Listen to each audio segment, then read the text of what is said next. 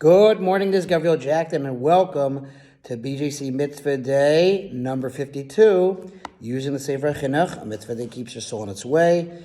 This mitzvah is found in the second book, Shemos, Exodus, Parshas Mishpatim as well. The prohibition to eat a stoned ox, and once again dedicated to our holy idea of soldiers who should be successful in eradicating all evil in their midst, and God willing, we will live in peace all together as Jews in Yerushalayim, Yer HaKodesh, B'mehera v'Ameinu, Amen. Says the pasuk, if an ox shall gore a man or a woman, and he shall die, the ox shall surely be stoned, its flesh may not be eaten, and the owner of the ox shall be innocent. And again, that's from Parshas Mishpatim. An animal that has killed a person, God forbid, is subject to execution by Beis Din, the court. Where the owner had been forewarned regarding the wild nature of his animal, he is also obligated to pay a kofar, an atonement payment, to the family of the deceased to atone for his sin of negligence that brought about the death of another person. The subject of this mitzvah is the status of the meat of the condemned animal.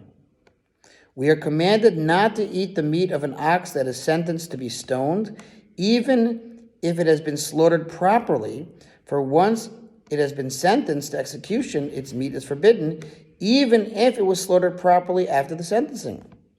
So it is explicitly stated in Mechilta, eating of this animal is prohibited, as it is stated. Its flesh may not be eaten. This prohibition does not apply only to oxen, to the exclusion of other animals.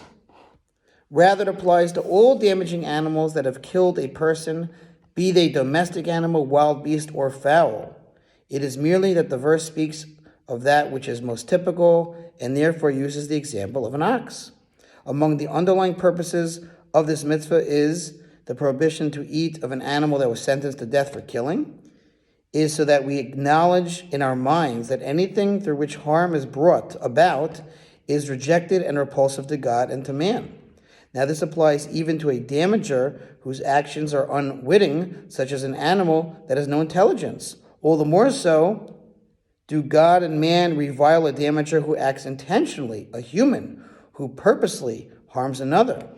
When we put our mind to this matter, it will bring us to exercise utmost care in all of our actions so that harm will never come to anyone due to our actions.